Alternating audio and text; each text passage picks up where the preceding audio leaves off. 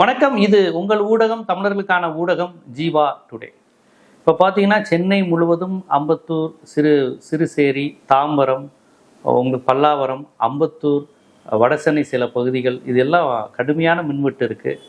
சென்னையில் உழைக்கின்ற மக்கள், பெண்கள் பாவம் நைட்டு 12 மணிக்கு 1 மணிக்கு குழந்தைய வச்சுக்கிட்டு நைட்டியோட ரோட்டில் நின்று மீடியா கிட்ட கத்திக்கிட்டு இருக்கிறாங்க. நாங்கள் என்ன பாவம் செஞ்சோம், என்ன இது இன்னும் வரமாட்டேங்குதுன்னு. என்ன பிரச்சனைனா, கடந்த கால ஆட்சியில் இந்த கரண்ட் இல்லைன்னா யாரை போய் பார்க்குறதுன்னு அவங்களுக்கு தெரியும். கட்சி சார்ந்த வட்ட செயலாளர், ஒன்றிய செயலாளர், கவுன்சிலர், அந்த ஏரியாவினுடைய பிரசிடென்ட்டு, இந்த மாதிரி யாரோ ஒரு திமுககாரர், அதிமுககாரர்னு யாரோ ஒரு கட்சிக்காரங்க இருப்பாங்க, முகம் தெரிந்த கட்சிக்காரங்க.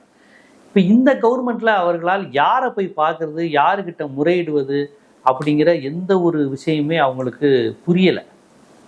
கரண்ட் போயிடுச்சுன்னா யார்கிட்ட போவாங்க? இபி ஆஃபீஸ் ஃபோன் பண்ணுவாங்க. இபி வயர்மேன் தெரிஞ்சவராக இருப்பார். இபி வயர்மேன் வரல, ஃபோன் வரலன்னா கவுன்சிலர்கிட்ட போவாங்க. கட்சிக்காரங்க டக்குன்னு வந்து இறங்கி வந்து இருங்க நான் பார்ப்போம், ஏதோ டிரான்ஸ்ஃபர் ஏதோ பிரச்சனை போல இந்த ஏதோ வெடிச்சிருச்சுன்னு நினைக்கிறேன், இப்படி எதையாவது ஒன்று பேச ஒரு உரையாடல் இருக்கும். இப்போ மக்கள் தங்களுக்கு தாங்களே புலம்பிக்கிறாங்க, தூக்கம் வரல, இது பண்ணலை, அவன் பண்ணலை, இது சரியில்லைன்னு. ஸோ மக்கள் வந்து இந்த முகம் தெரியாத வேட்பாளர்களுக்கு வாக்களிச்சிருக்கிறாங்க. எம்எல்ஏ யார் எதுவுமே பலருக்கு இன்னும் தெரியறதில்லை. ஏதாவது சர்ச்சையாகி ஏதாவது அமைச்சர் இப்படி பேசியிருக்காரு, எம்எல்ஏ இப்படிலாம் பண்ணியிருக்காருன்னு டிவியில் ஏதாவது வந்தால் தான் ஓ இவர் தான் நம்ம தொகுதி எம்எல்ஏவான்னு மக்களுக்கு தெரியக்கூடிய நிலை. முதல்ல அப்படி கிடையாது. ராயபுரம்னா ஜெயக்குமாரை தெரியும் அவங்களுக்கு, சேகர் பாபு தெரியும், எம்எல்ஏனா யாருன்னு அவங்களுக்கு தெரியும், மா சுப்பிரமணியன் யாருன்னு தெரியும், சிட்லப்பாக்கராஜுக்கு எல்லாருமே முகங்கள் தெரிந்த முகங்கள். இங்கே அது இல்லை, அது ஒரு பெரிய பிரச்சனை. சரி, மக்கள் இப்படி அவதிப்படுறாங்களே, அரசு தரப்பிலிருந்து என்ன வருதுன்னு கேட்டால் அந்த கட்சியினுடைய எம்எல்ஏக்கள் என்ன சொல்கிறாங்க? திமுக காரங்க உள்ளே புகுந்து திருட்டுத்தனமாக வயரை கட்டிச்சு அறுத்து எரிஞ்சிட்டு போயிடுறாங்களாம், இந்த கவர்மெண்ட்டு கெட்ட பேர் வரணும். இதெல்லாம் நம்புகிற மாதிரியா இருக்குது? திமுக காரங்க வந்து ஒரு கவர்மெண்ட் ஆஃபீஸ், இபி ஆஃபீஸில் ஒரு அமைச்சர் இருக்குது, அது முழுக்க முழுக்க மின்துறை அமைச்சர் அவங்க கண்ட்ரோலில் இருக்கிறதுல திமுக காரங்க உள்ளே வந்து பண்ணிட்டு போனால் அவங்க விட்டுருவாங்களா? சிசிடிவி கேமரான்னு ஒன்று இல்லையா? டிஸ்க்கு காணாமல் போச்சுங்கிறீங்க, 18 டிஸ்க்கு காணாமல் போச்சு, 30 டிஸ்க்கு கிடச்சிச்சுங்கிறீங்க. சிசிடிவி கேமரா இதெல்லாம் இன்றைய தொழில்நுட்பத்தில் கண்டுபிடிக்க முடியாதா? யார் அந்த திமுக காரங்க கண்டுபிடிங்க. அப்போ என்ன நடக்குதுங்க? சென்னை முழுக்க ஓலம் விடுதாங்க, அலறாங்க. ஏதோ ஒரு நாள் 2 நாள் நடந்தால் பரவாயில்ல. இந்த கவர்மெண்ட் வந்து அந்த 30 நாள், கிட்டத்தட்ட 25-26 நாள் கிட்ட மேலே இது மட்டும்தானே நடந்துக்கிட்டு இருக்கு. மக்கள் கதறான், ஒரு மாசமாவா இந்த கொடுமை அப்படின்னு. 2006, 2011 திமுக அரசு கவிழ்வதற்கு மின்வெட்டும் ஒரு காரணம். ஆற்காடு வீராசாமி அந்த துறையை வைத்தாங்க, மின்வெட்டுனால தான் போச்சு, மின்வெட்டு தான் காரணமாக இருக்கும்லாம் எழுதி அது அதே போல் மின்வெட்டு ஒரு முக்கியமான ஒரு பங்கு வகித்தது. இப்போ இந்த நிலையில் இந்த கவர்மெண்ட் வந்து 20 நாளில் நடக்குது, அதை நாங்கள் பொறுப்பேற்றுக்கிறோம், நாங்கள் சரி செய்கிறோம், என்ன நடந்திருக்குங்கிற ஒரு வெள்ளை சொல்ல மாட்டேங்கிறாங்க. ரெகுலராக வந்து மின்துறை அமைச்சர் செய்தியாளர்களை ரெகுலராக சந்தித்து ஏன் எந்தெந்த பகுதியில் போகுது, எதனால் போகுது, ஏன் இரவு நேரங்களில் போகுதுங்கிறத உண்மையான காரணத்தை சொல்லணும். நிர்வாக குளறுபடியா, நிர்வாகம் நேற்று வரையும் செயல்படாமல் இருந்துச்சா, நேற்று வரையும் நல்லா செயல்பட்டு இன்னைக்கு கவர்மெண்ட்டில் வந்ததுலேருந்து பண்ணலையா, யார் சதி செய்கிறா, இதற்கான பதிலை சொல்லவே இல்லை. மக்கள் குழந்தையோடு வச்சுட்டு கதறாங்க. அடுத்த நாள் ஆஃபீஸ் போகணும், வேலை இருக்குது. எம்என்சி கவர்மெண்ட் வேலை பார்க்கறதுலேருந்து கொத்தனார் சித்தனால வேலை பார்க்குற வரையும் அடுத்த நாள் வேலை இருக்குது. நைட்டு ஃபுல்லாக கரண்ட் இல்லாமல் தூங்காமல் இருந்து அடுத்த நாள் வேலை பார்க்க முடியாது. லீவு போட்டால் சம்பளம் போயிடும். இப்போ ஸ்கூல் ஆரம்பிக்க போகுது, இப்போ ஸ்கூல் ஆரம்பிச்சிருச்சு. இப்போ இவ்வளோ நாள் இல்லை, ஸ்கூலில் பிள்ளைகளுக்கு கிளப்பணும், ஸ்கூல் வேன் 7 மணிக்கு வந்துடும். எவ்வளோ கொடுமையான வாழ்க்கையை சென்னையில் அனுபவிச்சுக்கிட்டு இருக்கிறாங்க மக்கள். அப்போ இதெல்லாம் குறித்து ஒரு சரி செய்யணுங்கிற எண்ணம் இல்லாமல் திமுக காரணம், கடந்த ஆட்சி காரணம் என்று சொல்வது எப்படி ஒரு பொறுப்பான பதிலாக இருக்க முடியும்? சரி, திமுக காரங்கன்னா கண்டுபிடிங்களேன், பிடிச்சி ஜெயிலில் போடுங்களேன், மக்கள் முன்னாடி அம்பலப்படுத்துங்க. இந்த திமுக கவுன்சிலர், இந்த திமுக வட்ட செயலாளர், இவர் தான் திமுக காரர், இவங்க சொல்லி தான் நடக்குது அப்படின்னு சொல்லுங்களேன். ஏதோ ஒரு பாமரத்தனமாக திமுக காரங்க உள்ளே வந்து வயரை கட் பண்ணி விட்டு போகிறாங்கங்கிறாங்க. அதுக்கு வழக்கு போட்டிருக்காரு திமுக வழக்கறிஞர் சரவணன் வழக்கு போட்டிருக்காரு. நான் என்ன கேட்குறேன், வழக்கு போகிறது இதெல்லாம் அவங்க லீகலாக பார்த்துக்கிட்டோம். நமக்கு இப்போ விடியல் வேணுமே, இருட்டால இருக்கு. இப்போ என்ன பண்ண போறோம் நம்ம? இது குறித்து முன்னாள் அமைச்சர் சிவசங்கர் ஒரு சந்தேகத்தை எழுப்பியிருந்தார்.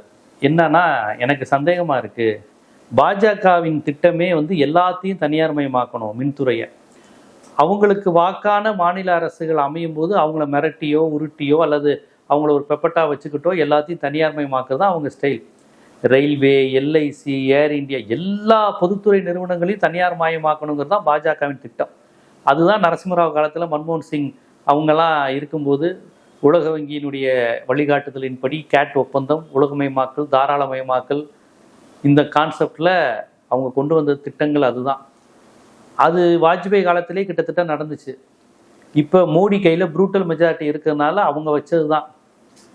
எந்த இடதுசாரி தொந்தரவும் அவங்களுக்கு கிடையாது, எந்த இடதுசாரி கட்டுப்பாடும் அமைச்சரவை எதுவும் இல்லைங்கிறனால ப்ரூட்டல் மெஜாரிட்டி. அப்படியே உலக வங்கி சொல்கிறத செஞ்சுட்டு ரேஷன் கடை இல்லாத இந்தியா, எந்த மானியமும் எந்த மாநில அரசும் மக்களுக்கு வழங்கக்கூடாது, தாழ்த்தப்பட்ட மக்களுங்கிற பேரில், பிற்படுத்தப்பட்டவங்கிற பேரில், பெண்களுக்கு, மாற்றுத்திறனாளிகளுக்கு, முதியவர்களுக்கு எதுவும் எந்த அடிப்படையிலையும் மானியம் வழங்கக்கூடாது, ஸ்காலர்ஷிப் வழங்கக்கூடாது, அது எல்லாத்தையும் குறைச்சிருவாங்க. ப்ரைவேட் இயல்பாக நீங்கள் கொடுத்துட்டிங்கன்னா அது இயல்பாகவே எல்லாம் முடிஞ்சிடும். எந்தெந்த செக்டாருக்கு முதல் தலைமுறை பட்டதாரி எதுவும் கிடையாது. வா, அவனுக்கு உபரி லாபத்தை ப்ரைவேட் செக்டாருக்கு தரக்கூடிய செட்டப் மட்டும்தான் இருக்கும். அப்போ இப்படி ஒரு நிலை இருக்கிறப்ப பாஜகவின் இந்த திட்டத்திற்கு ஏற்ப தமிழ்நாட்டில் மின்சாரத்தை அவங்க பொதுத்துறையிலிருந்து தனியார் மையத்துக்கு மாற்ற போறாங்களா அப்படிங்கிற அச்சமும் பயமும் சந்தேகமும் நமக்கு வருது. அதுக்கு தகுந்த மாதிரியே இப்போ பாருங்களேன், மின்சாரம் மின்வெட்டு போச்சு, சரியில்லை, பணியாளர்கள் வேலை பார்க்கல, நிர்வாகம் ஏற்கனவே செயலிழந்து போச்சு, டிஸ்க் காணாமல் போச்சு. அப்போ என்னது, கவர்மெண்ட் செயலிழந்து போகுது, கவர்மெண்ட் ஊழியர்கள் சரியில்லை, ப்ரைவேட்டு சரியாக செய்யணுமா, ப்ரைவேட்டை போட்டால் ப்ராப்பராக பண்ணுவான், ப்ரைவேட்டு பணம் வாங்கிட்டா கரெக்டாக பண்ணிடுவான், இந்த பிம்பத்தை உருவாக்கிட்டு கவர்மெண்ட்ட பணம் இல்லை அதனால் ப்ரைவேட்டை கொடுக்குறோங்கிற மாதிரியான ஒரு கான்செப்டை நோக்கி போகிறாங்களோ. ஏற்கனவே நிறைய மருத்துவமனைகள், தனியார் மருத்துவமனைகளுக்கு அனுமதி, இந்த மாதிரி செய்தியெல்லாம் வரும்போது முழுக்க தனியார் மையத்தை நோக்கி இந்த அரசு போகுது, பாஜகவின் திட்டமிட்டலுக்கு ஏற்ப போகுது, பாஜகவின் நோக்கமான தனியார் மையத்தை நோக்கி போகுது அப்படிங்கிற சந்தேகம் வருது. இதை முன்னாள் அமைச்சர் சிவசங்கரும் எழுப்பியிருக்கார். இதற்கு இப்போ வரையும் இந்நாள் அமைச்சர் நிர்மல்குமார் பதில் சொல்ல, நாங்கள் ஒருபோதும் தனியார் மையத்தை அனுமதிக்க மாட்டோம், மத்திய அரசின் அடிப்பணியில் மாட்டோம், மத்திய அரசின் சொல்றதெல்லாம் கேட்க மாட்டோம், பாஜக சொல்றதெல்லாம், எல்பிஜிலாம் நாங்கள் இது பண்ண மாட்டோம், அது பொதுத்துறைங்கிறது பொதுத்துறை தான், அதுதான் மக்களுக்கான சேவை அப்படின்னு அவங்க பதில் இதுவரையும் சொல்லலை. அப்ப இந்த மாதிரியான சந்தேகங்கள் இருக்கு. இவங்க தனியார் மயமாக்குவதற்கு, இவங்க பாஜக பேச்சை கேட்பதற்கு இங்க மக்கள் கஷ்டப்படுறாங்களா, திட்டமிட்டு செயற்கையான ஒரு மின்வெட்டு உருவாக்குறாங்களா, இல்லை நிர்வாக இழப்பு இருக்குன்னா நிர்வாக சீரழிவு எதனால் ஏற்படுகிறது போன்ற எதற்குமே பதில் இல்லை. பத்திரிகையாளர்கள்ட்ட பதில் இல்லை, அரசியல்வாதிகள்கிட்ட பதில் இல்லை, அமைச்சர்கள்ட்ட பதில் இல்லை. வந்தா திமுக காரங்க பண்ணி விடுறாங்கன்னு 19 ஒன்று சொல்லிட்டு போறாங்க. அதுக்கு சட்ட ரீதியாக நடவடிக்கை எடுங்கன்னா அது பதில் இல்லை. அப்போ இதை நம்ம எப்படி பார்க்கறது? மக்கள் தினந்தோறும் ரோட்டில் அம்பத்தூர்லையும் சிறுசேர்லையும் முடிச்சூர்லையும் தாம்பரத்துலையும் மக்கள் வந்து நிற்பதை பார்க்கும்போது கண்ணீர் வருது, ரொம்ப கதறல் இருக்கு மக்கள், சராசரி மக்கள். ஸோ இதுக்கெல்லாம் பதில் தர வேண்டிய பொறுப்பு தாவைக்க அரசுக்கு, முதலமைச்சருக்கு, மின்துறை அமைச்சருக்கு இருக்குங்கிறத இந்த இடத்துல நான் பதிவு செய்கிறேன். நம்மளுடைய பல பதிவுகள் அதிகார வர்க்கத்துக்கு, அரசுக்கு போய் அதற்கான நடவடிக்கைலாம் எடுத்திருக்கிறாங்க கடந்த காலத்தில். அந்த வகையில் இதையும் நீங்கள் விமர்சனமாக பார்க்காம, இது என்ன ஒரு ஊடகம் இப்படி சொல்லுதுன்னா இது தமிழ்நாட்டின் குரல் என்பதை கேட்டு செவிமடுத்து நீங்கள் நடவடிக்கை எடுக்கணுங்கிறது என்னுடைய கோரிக்கை. அடுத்து சரி, திமுக நாங்கள் கூட்டணியே வைக்க மாட்டோம் அப்படிங்கிற மாதிரி அந்த முடிவு எடுத்திருக்கதாகவும் அந்த கட்சியினுடைய செயல் வீரர்கள் அந்த முடிவு நோக்கி போயிருக்கிறாங்க. என்னை கேட்டால் அது சரியான முடிவு. ஏன்னா கடந்த தேர்தல் முடிவு எப்படி நடந்திருக்குன்னா, திமுகவுக்கு காங்கிரஸ் ஓட்டு போடலை, திமுகவுக்கு விடுதலை சிறுத்தைகள் ஓட்டு போடலை, திமுகவுக்கு மதிமுக ஓட்டு போடலை. இது அவங்களே ஒப்புக்கிட்டாங்க. வைகோவே சொன்னார், நாங்கள் விசிலுக்கு தான் எங்கள் வீட்டில் உள்ளவங்க ஓட்டு போட்டாங்க. திருமாவளவனும் கூட்டணி கட்சிக்கு எங்கள் கட்சிக்காரங்க வேலை பார்க்கலன்னு ஒத்துக்கிட்டாரு. காங்கிரஸ் தேர்தலுக்கு முன்பே திமுகவோட கூட்டணி இருக்கும்போதே பிரவீன் சக்கரவர்த்திலாம் விஜய்க்கு ஆதரவு, விஜயோட விசில் அடிச்சுக்கிட்டு, விசில் சின்ன கிடைச்சதுக்கு விசில் அடிச்சு சந்தோஷப்பட்டுக்கிட்டு இருந்தார். அப்போ இவங்க தேர்தலின் போதே விஜய்க்கு தான் ஓட்டு போட்டிருக்காங்க காங்கிரஸ் கட்சி. அது விஜயோட கூட்டணி வச்சிருந்தாலும் அவங்க இதே அளவு தான் விஜய் ஜெயிச்சிருப்பார். கூட்டணி போயிருந்தா நிறைய பேர் 50 சீட்டு வாங்கியிருக்கோம், இன்னும் 220 சீட்டு வாங்கியிருக்காது. விஜய்க்கான கூட்டம் ஓட்டுங்கிறது இதுதான். கூட்டணி இல்லாமல் விஜய் பெற்ற ஓட்டு தான் இது. விஜய்க்கு ஓட்டு போட்டவங்க கைக்கு ஓட்டு போடுங்கன்னு ஒரு 40 சீட்டு நிப்பாட்டி இருந்தா கைக்கு அந்த பேட்டர்ன் ஓட்டு போட்டிருக்க மாட்டாங்க. ஏன்னா அவங்க ஓட்டு போட்டது விசிலுங்கிற ஒரு ஒற்றை சின்னத்துக்காகத்தான். விஜய் விசில் தான். நீங்க போய் அங்க போய் இந்த தாமோதரன், காங்கிரஸ் நிர்வாகி ராஜேந்திரன் இப்படிலாம் தெரியவே தெரியாது. கை சின்னத்துக்கு ஓட்டு போடுங்க, மாம்பழ சின்னத்துக்கு ஓட்டு போடுங்க நீங்க போயிருந்தீங்கன்னா ஓட்டே விழுந்திருக்காது. ஆனா விடுதலை சிறுத்தைகள் ஓட்டு விசிலுக்கு போயிருக்கு, மதிமுக ஓட்டு விசிலுக்கு, காங்கிரஸ் ஓட்டு விசிலுக்கு.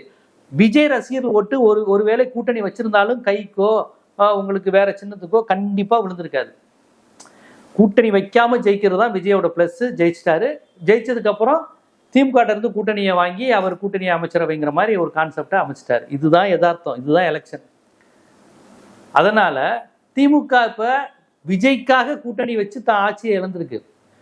கூட்டணி வச்ச எந்த கட்சியும் இவங்களுக்கு வேலை செய்யல, இவங்களுக்கு ஓட்டு போடலை. எல்லாரும் விஜய்க்கு தான் மறைமுகமா வேலை பார்த்துருக்காங்க. அப்புறம் எதுக்கு கூட்டணி?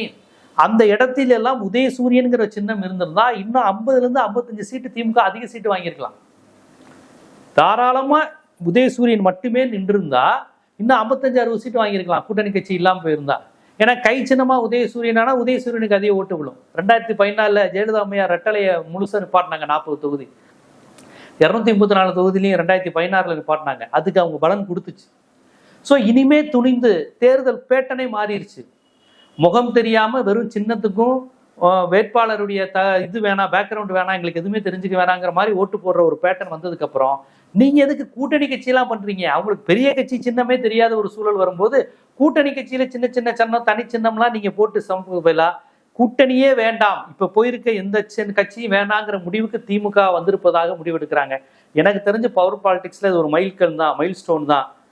எப்படி இந்த எலெக்ஷன் ஒரு வித்தியாசமா சின்னத்தை பார்க்காம, முகத்தை பார்க்காம, கொள்கை பார்க்காம, தத்துவம் பார்க்காம ஒரு கான்செப்ட்ல போயிருக்கோ, அதே மாதிரியான கான்செப்ட்ல நீங்க இனிமே கூட்டணி இருந்தாதான் ஜெயிக்குங்கிற கான்செப்டும் முடிஞ்சு போச்சுன்னு தான் நான் பாக்குறேன். உங்க சின்னம் உங்க கட்சியை வலுப்படுத்துங்க, உங்க கட்சி வேட்பாளர்களுக்கு வாய்ப்பு தாங்க, புது புது இளம் வேட்பாளர்களுக்கு வாய்ப்பு தாங்க, மாவட்ட செயலாளர்களுக்கு அதிகாரத்தை குவிக்காம அதிகாரத்தை பரவலாக்குங்க. இதையெல்லாம் செஞ்சாலே போதுங்கிறதா என்னுடைய அரசியல் பகுப்பாய்வு நான் பார்க்கறது.